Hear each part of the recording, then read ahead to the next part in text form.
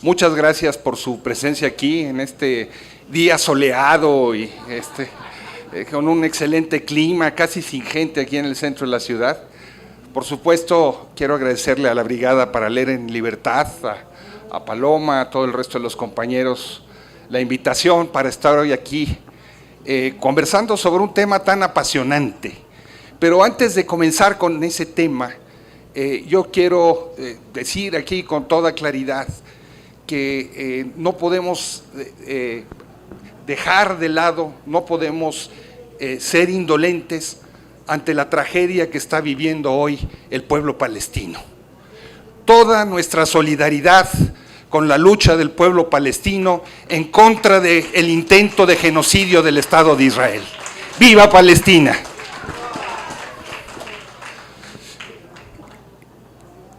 Estamos en una feria del libro. Yo creo que hay 6 libros que nos ayudan a entender con mucha claridad cómo es que fue posible un levantamiento como el que se produjo el 1 de enero de 1994. Y no estoy hablando de libros de ciencias sociales o de historia, que hay algunos verdaderamente extraordinarios, sino que son 6 novelas que creo que todos debiéramos leer en algún momento de la vida. Primero, de nuestra extraordinaria escritora chiapaneca Rosario Castellanos, Oficio de Tinieblas y Balún Canán. Si ustedes la leen, con uno de esos solos libros, ya van a entender muchas claves de lo que sucedió en ese estado. Pero si quieren también ir más a fondo, ¿no? Hay 2 libros de ese extraordinario escritor anarquista alemán, B. Traven, su seudónimo, quién sabe cuál fue su nombre, por ahí está circulando su nombre, pero tuvo muchos otros seudónimos como revolucionario que fue.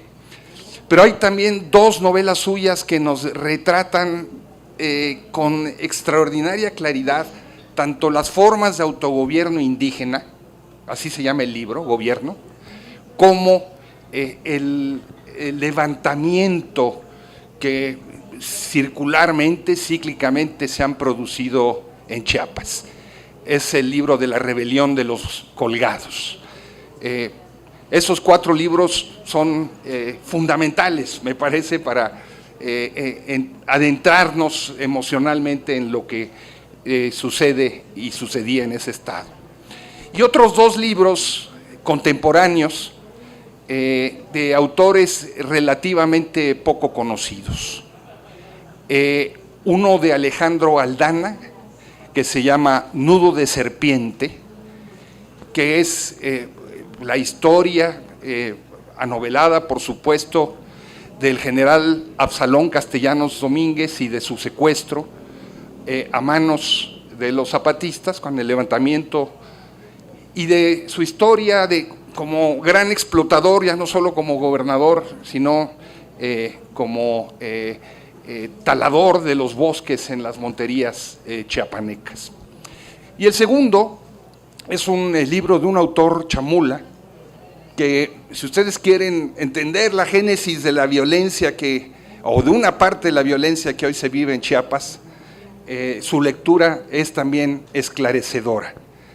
Él se llama Miquel Ruiz y el libro se llama La ira de los murciélagos.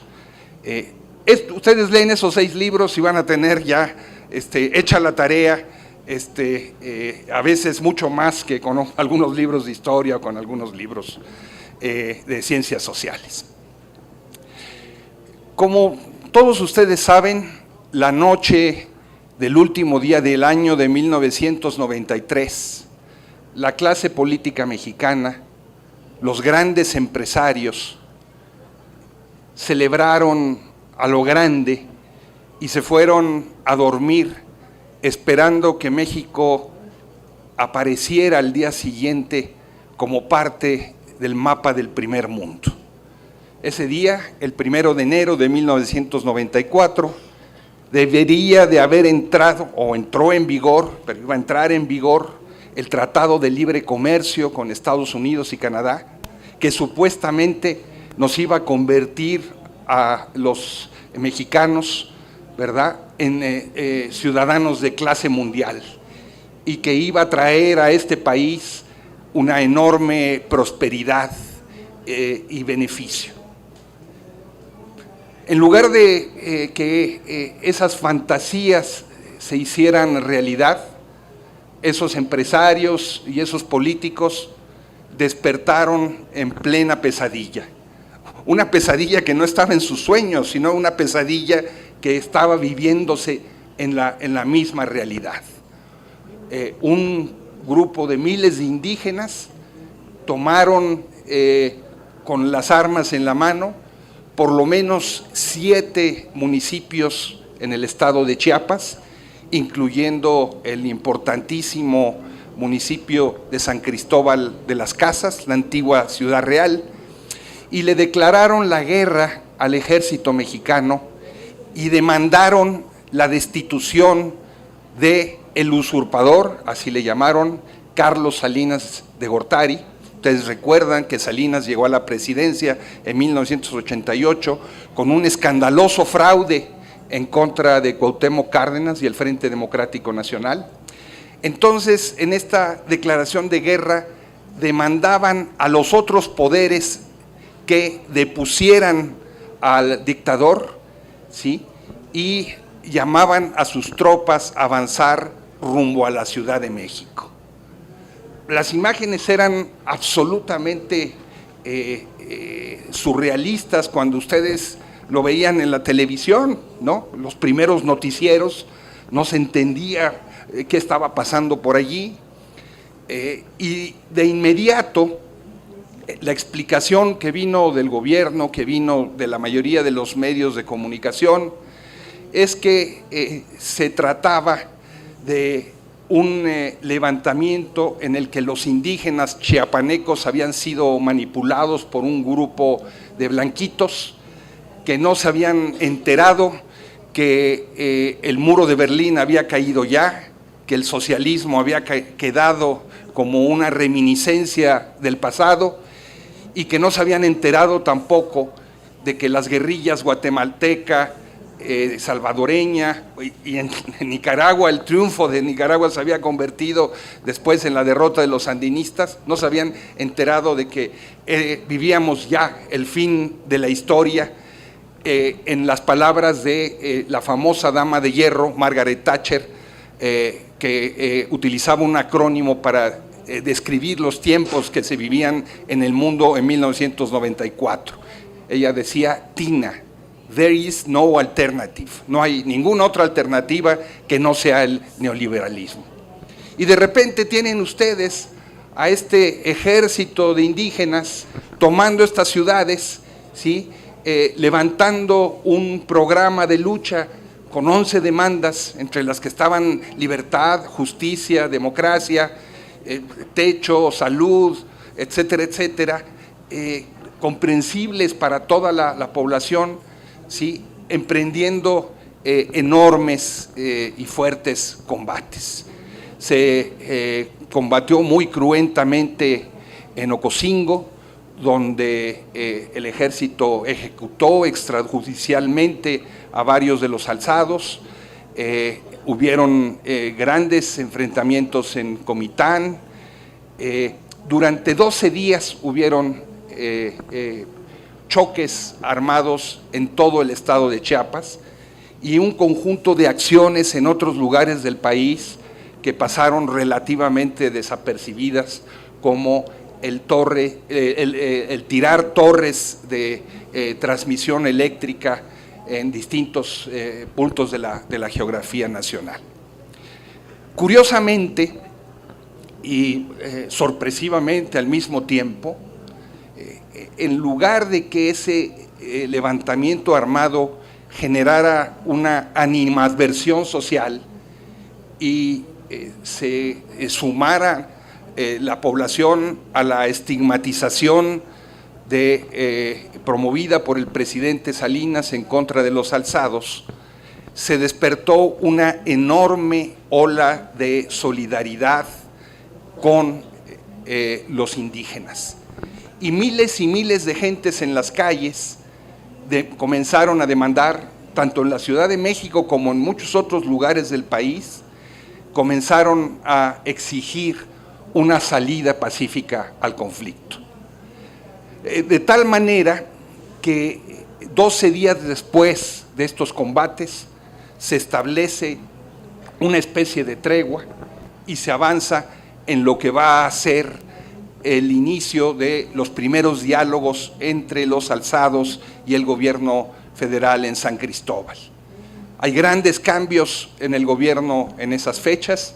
Patrocinio González Garrido, señor de horca y cuchillo, gobernador del estado de Chiapas, que había sido nombrado secretario de Gobernaciones de puesto, ponen en su lugar a Carpizo, no sé, a la gente que está aquí de más edad, si eso les recuerda algo, y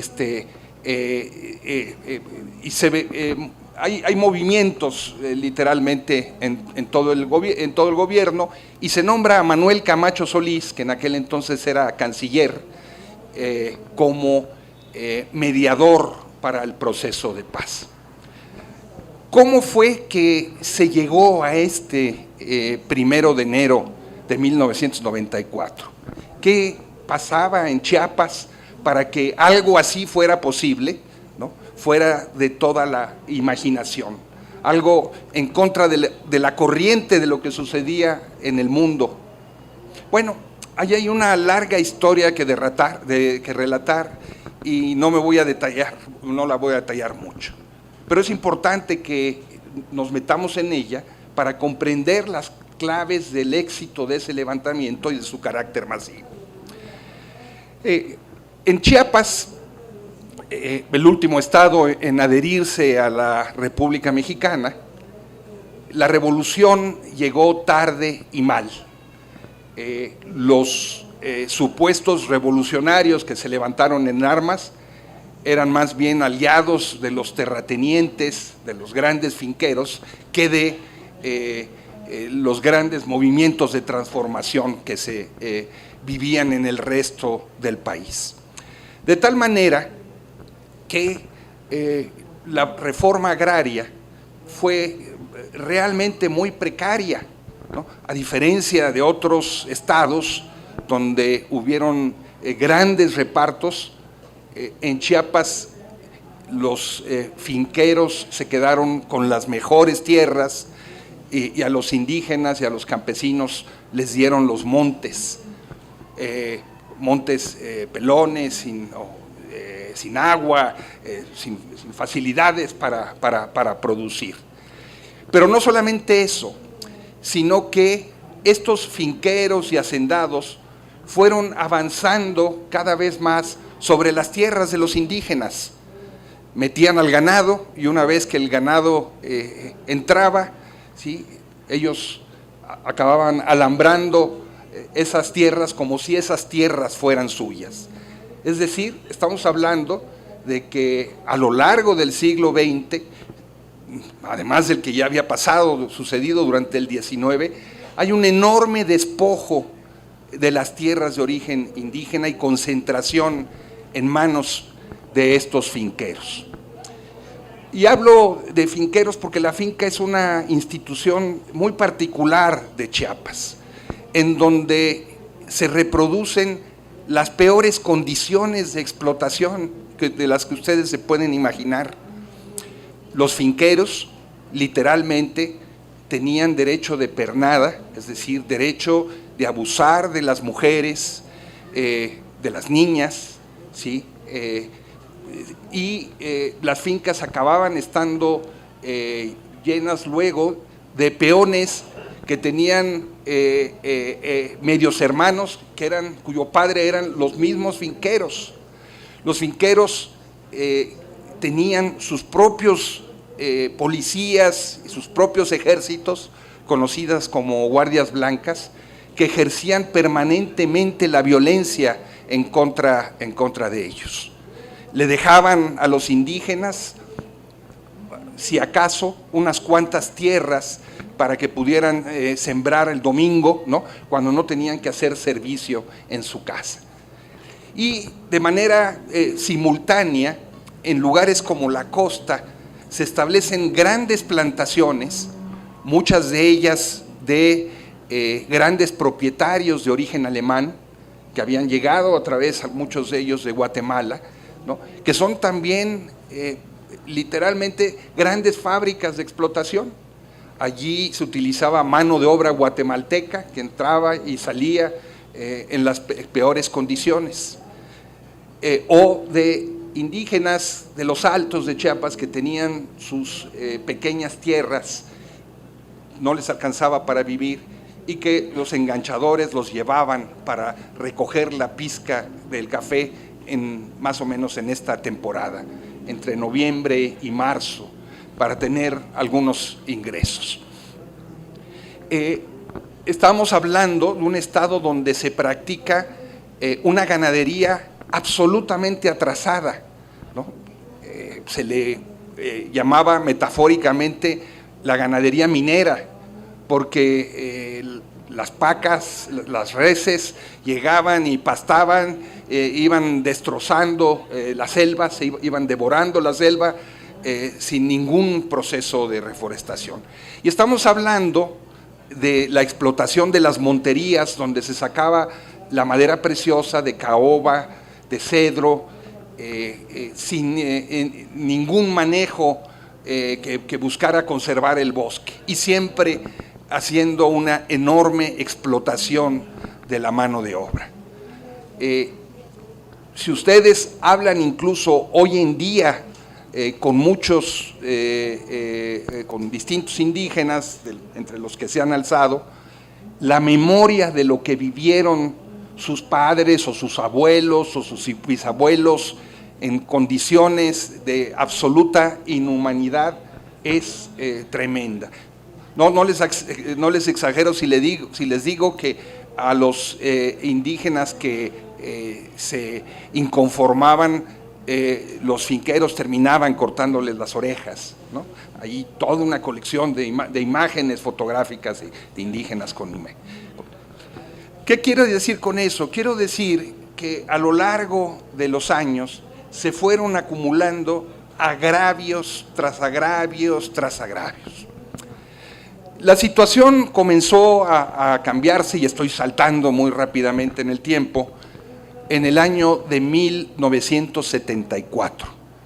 Había llegado a San Cristóbal de las Casas un obispo originalmente muy conservador, don Samuel Ruiz, pero que curiosamente, en contacto con la población indígena y con la realidad indígena, por un lado, y por otro lado, influido por las enseñanzas del Concilio Vaticano II, comenzó a sensibilizarse de la realidad en la que vivían sus feligreses. Estamos hablando de una diócesis enorme que involucraba lo que se conoce como el desierto de la Soledad, o mejor conocido como la selva lacandona, ¿no? Muchos indígenas de las fincas salieron como si fuera un moderno éxodo a colonizar la selva en colectivo, sin apoyo gubernamental de ningún tipo, y ahí establecieron sus huertos de café, comenzaron criando pollos y luego puercos, y luego, si tenían un poquito más de suerte, una vaquita,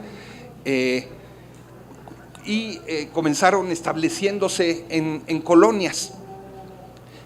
Sin embargo, en la década de los 70 también, en 1972, el entonces presidente Luis Echeverría Álvarez, como si todos esos indígenas que habían colonizado la selva, muchos de ellos celtales, tzotziles o choles, no existieran, decidió en un decreto que más de 600,000 hectáreas pertenecían a 60 familias lacandonas. Imagínense lo que es eso, ¿no? Era el pretexto para que dejar la selva abierta a la gran explotación de los recursos maderables, ¿no? sin ningún recurso. Y comienza entonces un proceso muy interesante de lucha de esos indígenas que estaban asentados en la comunidad lacandona.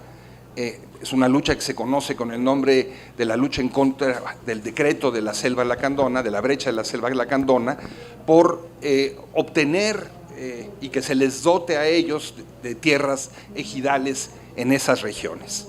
Estos conflictos que hoy comenzamos a ver en los periódicos en Frontera Corazal, por ejemplo, Nueva Palestina, etcétera, etcétera, son comunidades que nacen de aquel entonces.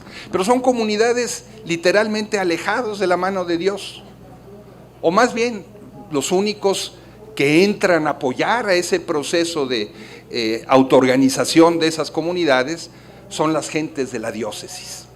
Pero se encuentran con que el número de sacerdotes que tienen para desempeñar sus funciones religiosas pues son apenas nada, y la misma Iglesia Católica comienza entonces un proceso de formación de agentes de la pastoral que no son sacerdotes, que no son monjas, a los que se llaman catequistas o tuneles, que son capaces de ofrecer los sacramentos y los servicios religiosos distintos, pero que se van formando al mismo tiempo como los intelectuales orgánicos de esas comunidades, porque aprenden a leer y a escribir, porque aprenden cuestiones de primeros auxilios, además de todas estas cuestiones religiosas.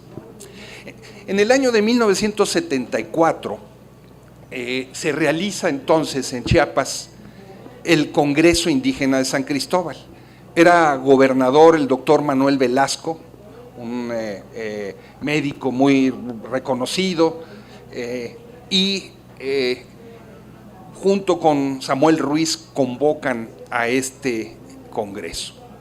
Sorpresivamente para mucha gente, los indígenas que llegan a ese Congreso comienzan a discutir y a hacer explícitas las condiciones en las que vivían, y se organizan mesas de trabajo alrededor de la tierra, alrededor de la salud, alrededor de la educación.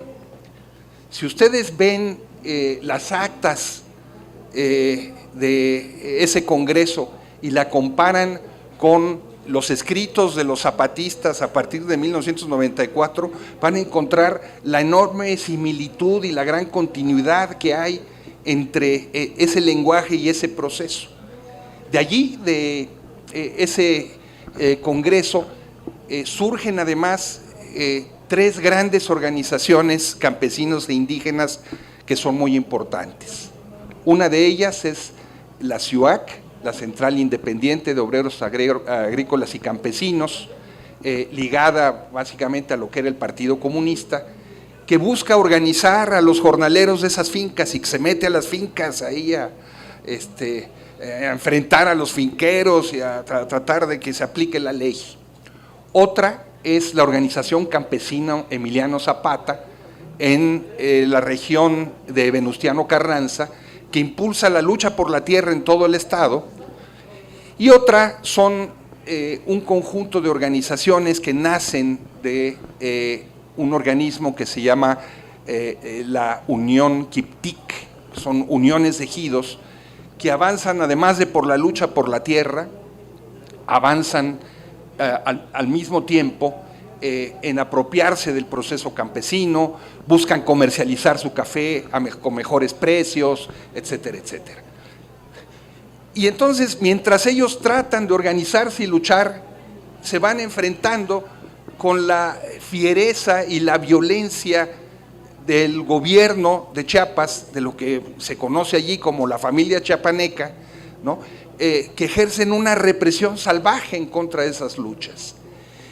Y se encuentran con que a pesar de realizar todos los trámites legales uno tras otro para tener acceso a la tierra a la que tenían derecho, porque mucha de esa tierra lo que estaban haciendo es recuperándola, porque es suya, era suya, se la habían quitado esos finqueros, ¿verdad? Tenían que hacer grandes peregrinaciones hasta la Ciudad de México, horas y horas de antesalas para recibir los maltratos de los funcionarios.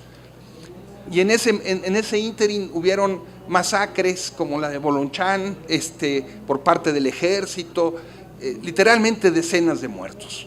O sea que eso que se estaba viviendo simultáneamente en lugares como Nicaragua, Guatemala, también estaba pasando en México en aquel entonces, sin ir más lejos. De tal manera que todos estos esfuerzos organizativos de indígenas y de campesinos por caminar en una línea de acuerdo a las leyes, pues se topaban con la represión estatal. De manera simultánea, a partir de 1983, se establece en la selva un núcleo guerrillero, un núcleo de 3 indígenas y 3 mestizos, 2 hombres y una mujer, que provienen de una organización nacida originalmente en Monterrey, Nuevo León, que se conocía como las Fuerzas de Liberación Nacional. Y a este primer núcleo guerrillero, ¿sí?, que se funda el 17 de noviembre del año de 1983, se le bautiza como Ejército Zapatista de Liberación Nacional. Si ustedes iban a la selva en aquellas épocas, digo, a las pirámides de Bonampak o de Yaxchilán, ¿no? Ustedes podían oír que la radio que se escuchaba en las comunidades era Radio Habana, era Radio Sandino, era la radio Venceremos de El Salvador. Era más fácil escuchar esas estaciones que el Canal 2 y las telenovelas de Televisa, que no llegaban allí, ¿no? De tal manera que la efervescencia, ¿sí?, de lo que estaba sucediendo en Centroamérica se pasaba de manera absolutamente natural a lo que se vivía también en esa parte del territorio mexicano. ¿Y qué fue lo que comenzó a suceder a partir de la instalación de ese primer núcleo guerrillero? Bueno, que muchísimos indígenas, primero familiarmente y después comunitariamente, se fueron incorporando al ejército zapatista. Ustedes imagínense un proceso que va de noviembre del 83 a enero de 1994, que se guarda en silencio. Un proceso que va avanzando comunidad por comunidad, asamblea por asamblea, que implica que la gente que se incorpora al zapatismo sube a las montañas, unos se quedan en los campamentos, y todo eso en absoluto silencio. ¿Cómo explicarnos esto si no es a partir de la comprensión de parte de todas esas comunidades de que no había más camino, ¿verdad?, que el de levantarse en armas, porque habían ya transitado por todos los otros caminos? Eso comienza a ganar cada vez más y más y más y más opinión. Miren ustedes, durante muchos años yo trabajé en Chiapas con los maestros democráticos y con organizaciones de pequeños productores de café. Y entonces las asambleas que teníamos pasaban cosas muy curiosas, porque de repente las asambleas se realizaban en las bodegas donde estaban los sacos de café, ¿no? Y los compañeros que eran los dirigentes históricos, tradicionales, que tenían más claridad, ¿no?, de repente estaban tirados ahí en los sacos de café, dormitando. ¿Qué pasa? ¿Cuándo perdieron el interés? ¿De dónde viene eso? ¿No? O sucedía, por ejemplo, que los muchachos jóvenes desaparecían.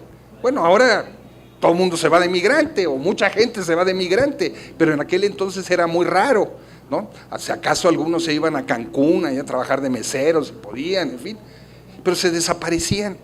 Y cuando regresaban, ¿no?, 3, 6 meses después, sin dar ninguna explicación, por supuesto, llegaban y eran unos dirigentes esclarecidos.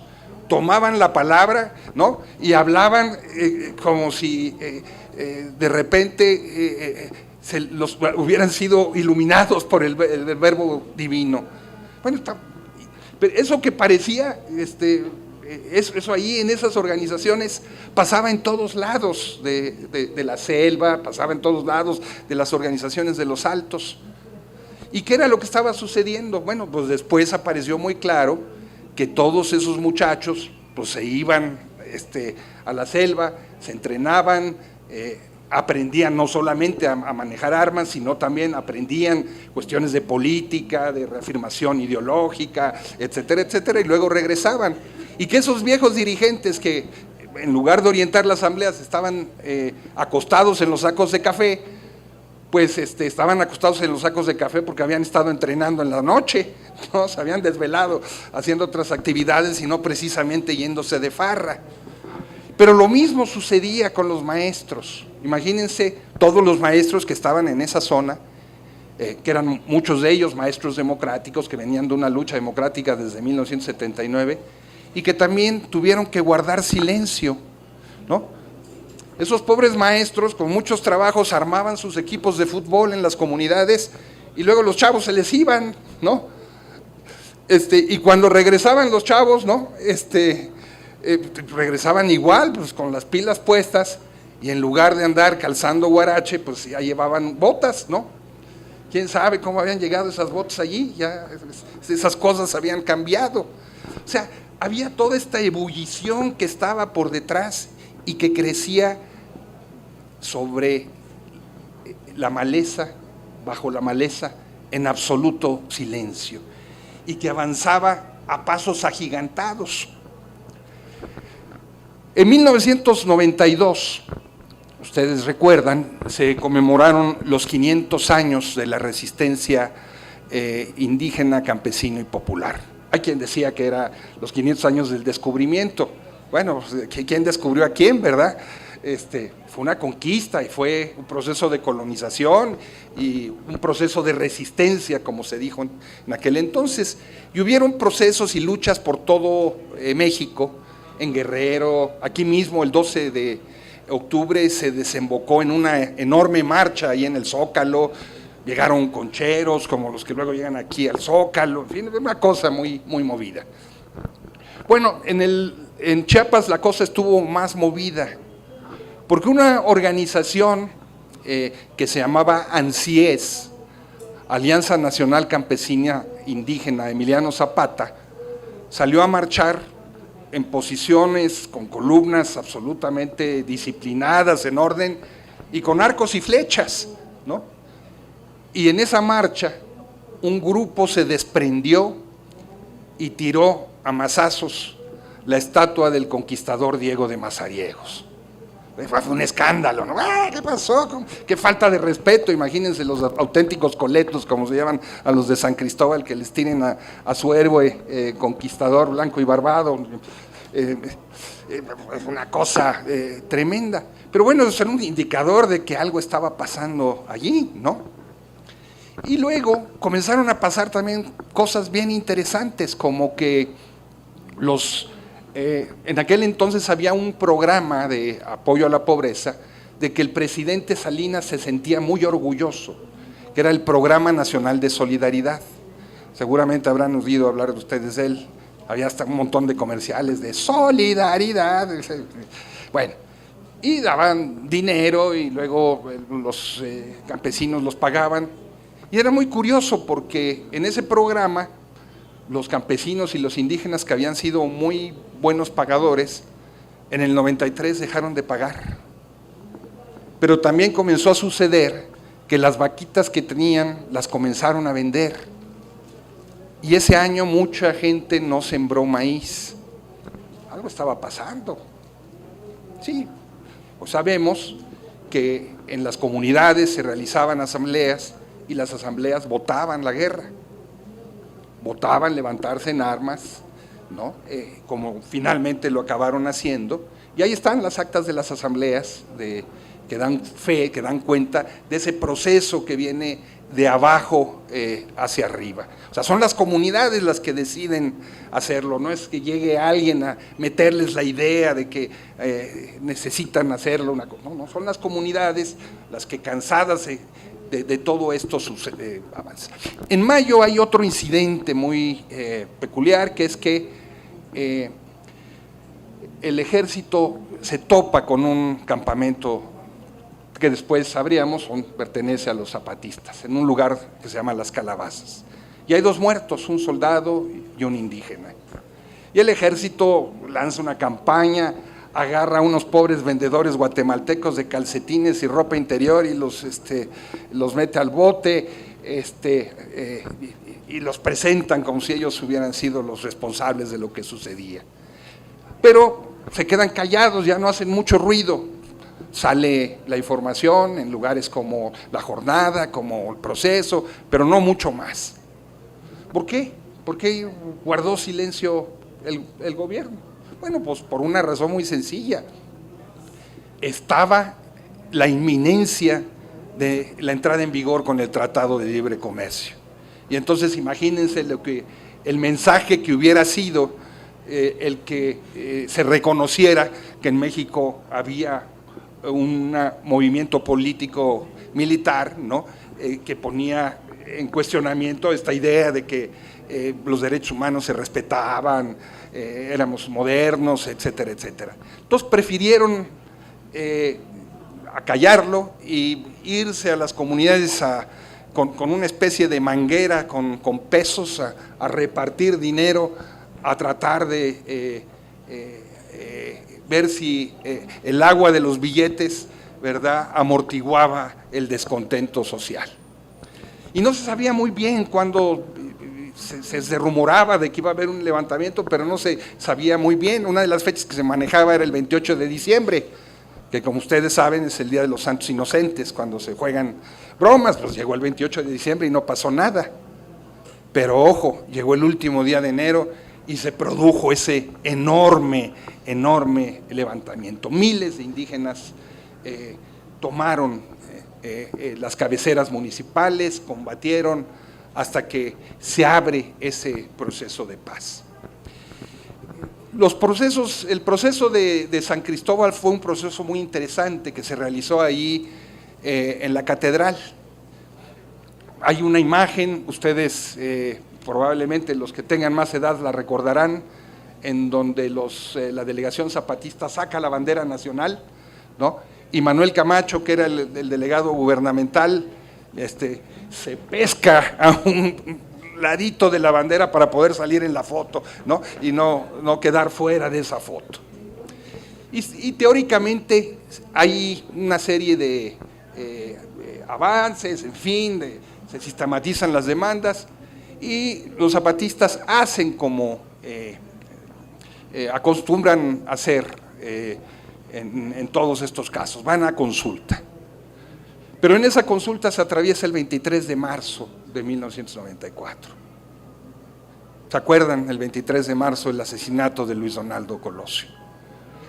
Y entre las primeras víctimas de ese asesinato, pues está Manuel Camacho. ¿Con qué fuerza iba él entonces a hacer valer esa negociación que se había llegado?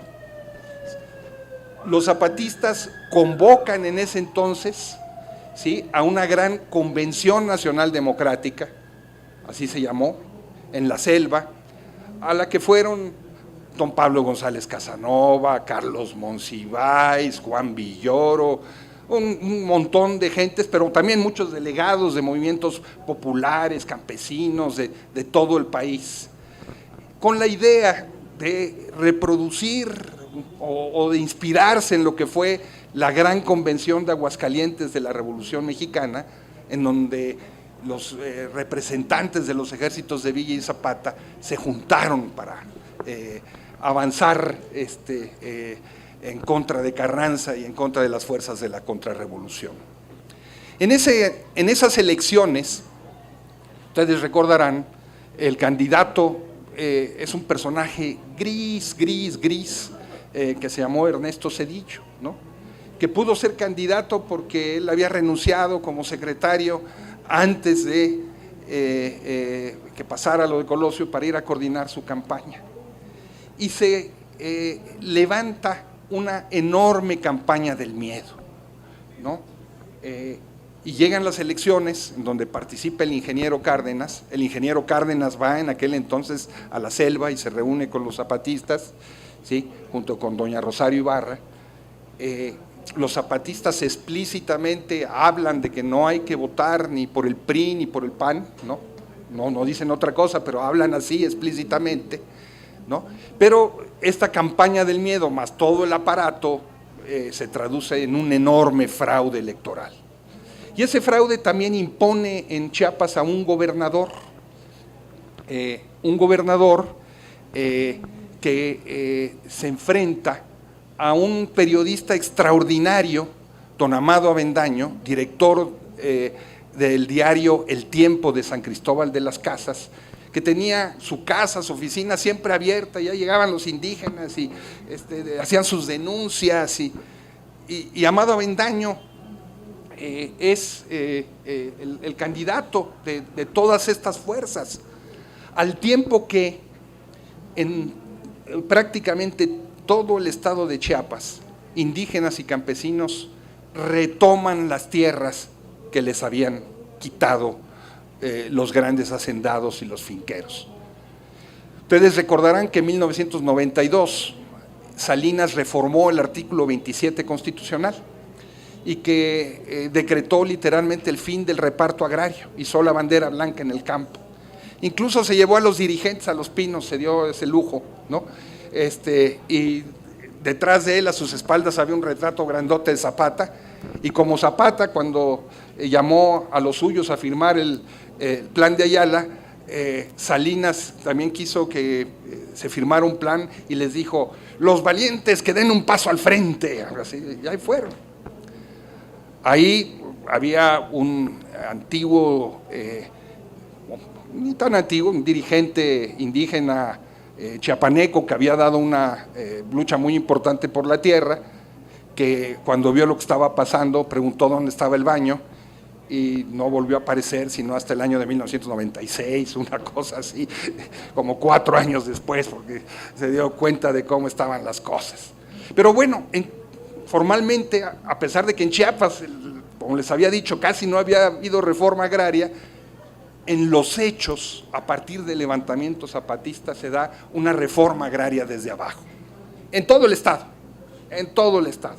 Todavía los grandes finqueros están pidiendo indemnización y que se les pague esas tierras, etcétera, etcétera.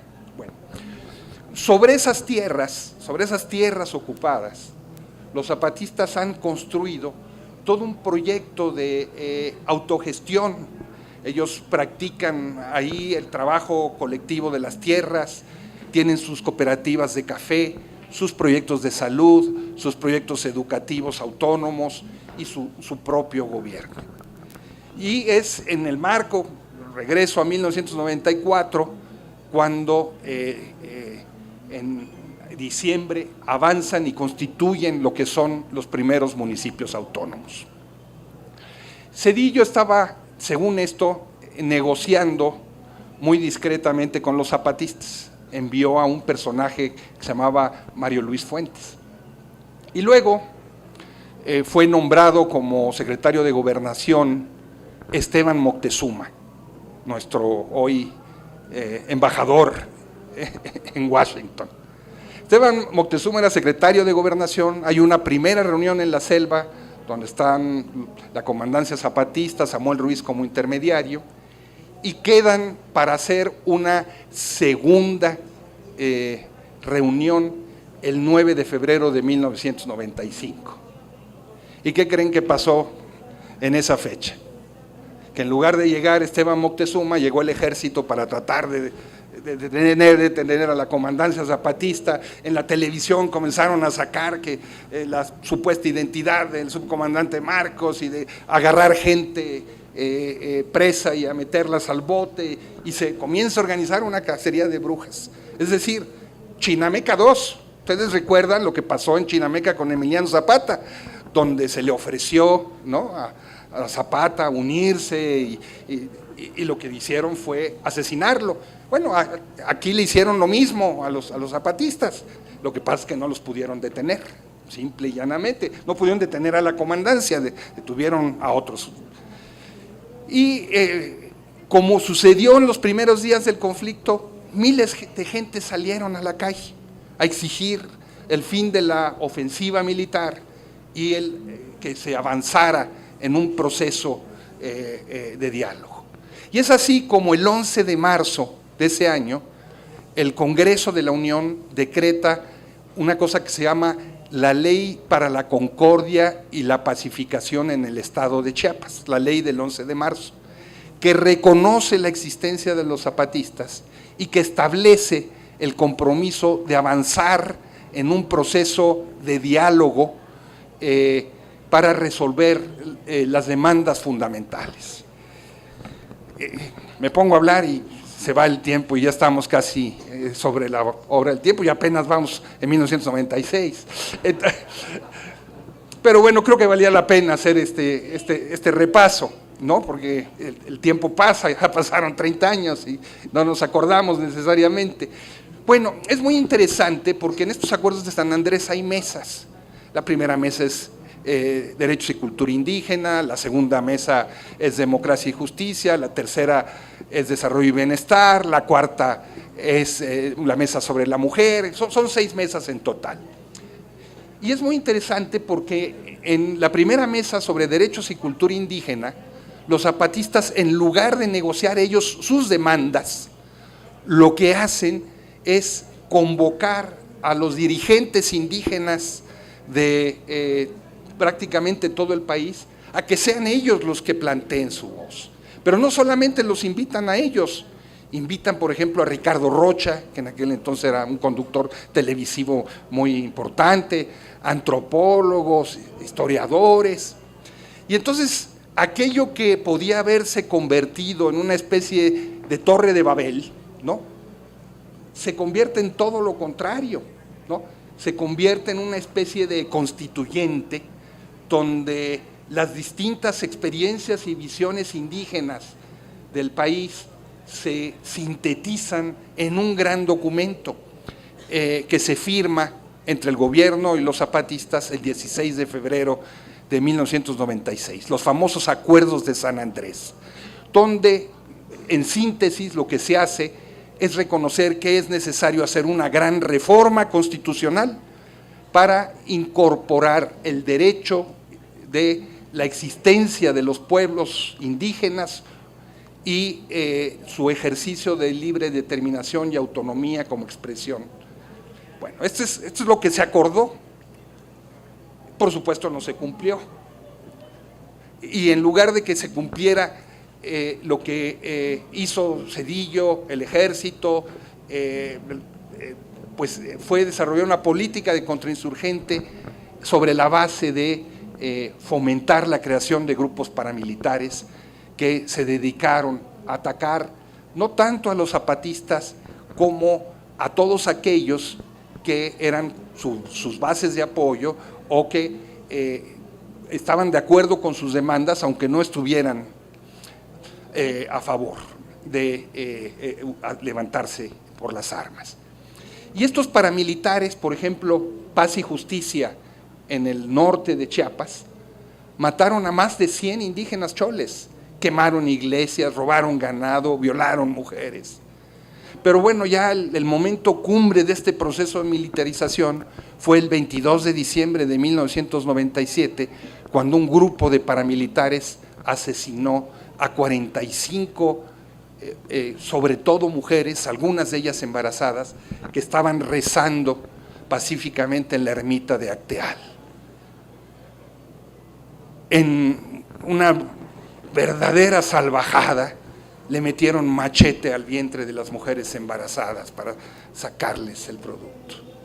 Y luego trataron de tapar el crimen y trataron de presentarlo como un conflicto entre grupos intercomunitarios. No, eran grupos literalmente paramilitares que se formaron con armas, adiestramiento o apoyo del ejército. hubieron muchos avisos de que eso iba a suceder, y cuando estaba sucediendo, las 4 horas de la masacre, se estuvo avisando y el gobierno nunca metió nada. Termino solo diciendo que esta saga de violencia que abrió el proceso de paramilitarización, recordemos que primero eran los guardias blancas y los pistoleros de los caciques, ¿no? Luego todos estos paramilitares, ¿no? Junto con el ejército, bueno, siguen ahí caminando en Chiapas. A los que habían detenido por Acteal los liberaron. El responsable, el abogado de todos ellos, ¿sí? Es Hugo Eric Flores, el dirigente del Partido Encuentro Social. Él fue el que abogó para sacarlos, etcétera, etcétera, e inventar. Y esas armas y esos paramilitares y sus hijos ahí siguen, y siguen siendo responsables de una parte de la violencia que hay en el Estado. Pero ahora se complica aún más, y esto ya lo dejo para la próxima feria del libro que me vuelve a invitar Paloma, ¿no? Se vincula con la operación del crimen organizado, ¿no? Que tiene en Guatemala una enorme bodega de seres humanos, de drogas, de armas, de niños, de piratería, etcétera, etcétera. Y eso nos lleva a que Chiapas siga siendo hoy en día un enorme polvorín a punto de estallar. Muchas gracias.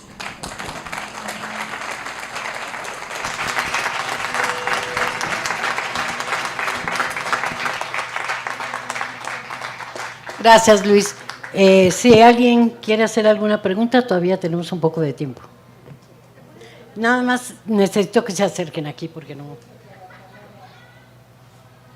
Sí, la pregunta es, ¿cuál es la relación en estos momentos del movimiento zapatista con la 4T?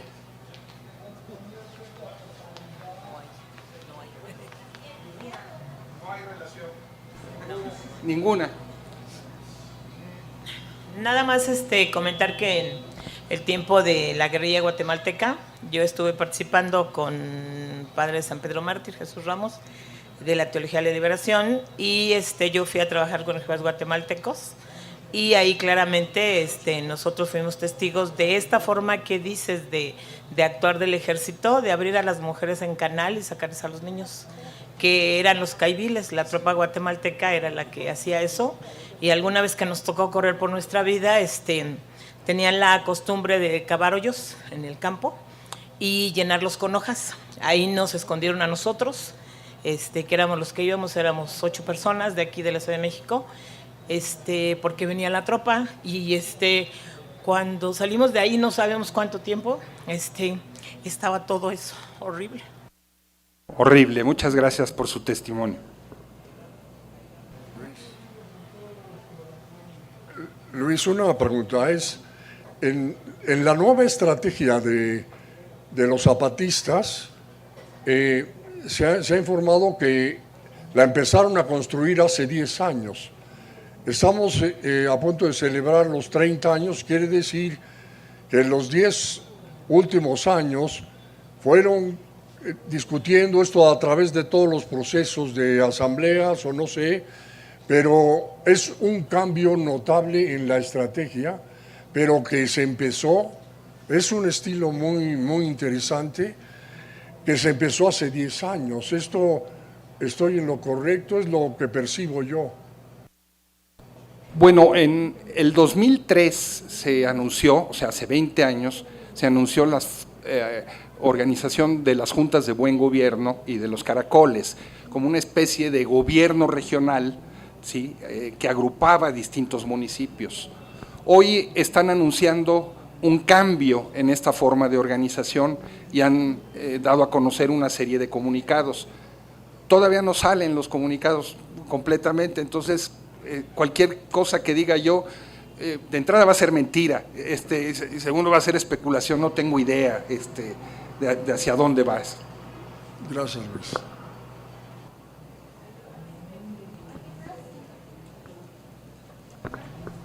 además. Pues no olvidemos, este 22 de diciembre se cumple un nuevo aniversario de la masacre de Acteal. Los responsables siguen libres, no ha habido justicia, sigue privando la impunidad y las víctimas siguen demandando que se haga justicia. 22 de diciembre, 45 asesinados. Muchas gracias, Luis. Y bueno, si no hay más preguntas, quiero decirle…